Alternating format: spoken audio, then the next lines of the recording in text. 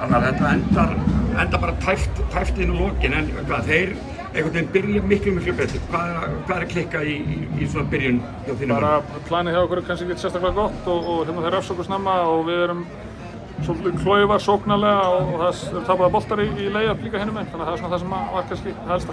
Það myndir svæði í þarna byrjun eða ekki? Sample setur tvær körfur fljótlega, þú breytir.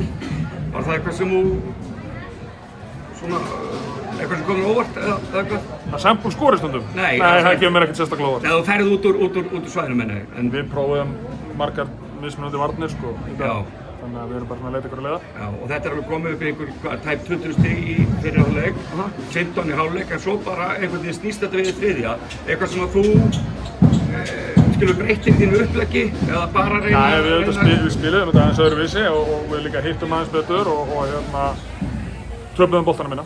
Töpuðum boltana minna, ok. 1-0, þannig að það þarf að vinna 3 leiki. Hvað þurfum við að gera til þess að jafna þetta bara strax á þriðja? Það er bara alltaf sama í svona seríum, bara spila aðeins betur og hérna við þurfum að gera góðu hlutin okkar betur og hérna við þurfum að frákasta aðeins betur. Þetta eru sömu spurningar og sömu svör, leik eftir leik, ekki? Jú. Þannig bara er það. Herðu, já, ég hef ekki fleiri spurningar í bili. Takk fyrir.